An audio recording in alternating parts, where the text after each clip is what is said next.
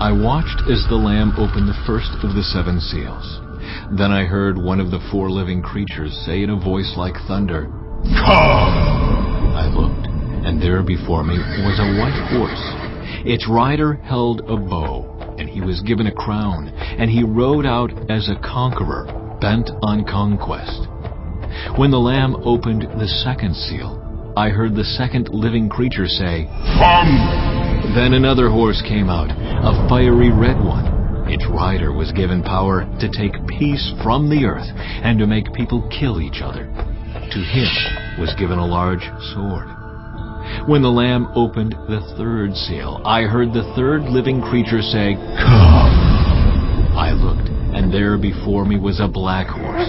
Its rider was holding a pair of scales in his hand. Then I heard what sounded like a voice among the 4 living creatures saying, 2 pounds of wheat for a day's wages, and 6 pounds of barley for a day's wages, and do not damage the oil and the wine.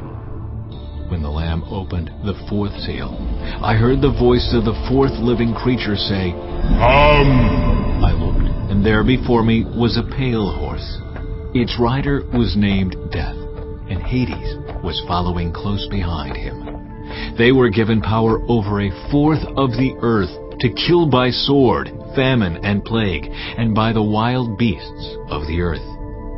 When he opened the 5th seal, I saw under the altar the souls of those who had been slain because of the word of God and the testimony they had maintained.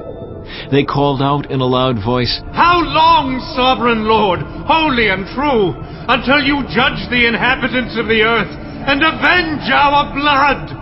Then each of them was given a white robe, and they were told to wait a little longer until the full number of their fellow servants, their brothers and sisters, were killed, just as they had been.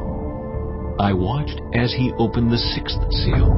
There was a great earthquake. The sun turned black like sackcloth made of goat hair.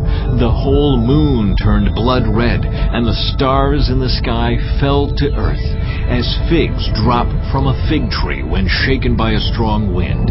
The heavens receded like a scroll being rolled up, and every mountain and island was removed from its place. Then the kings of the earth, the princes, the generals, the rich, the mighty, and everyone else, both slave and free, hid in caves and among the rocks of the mountains.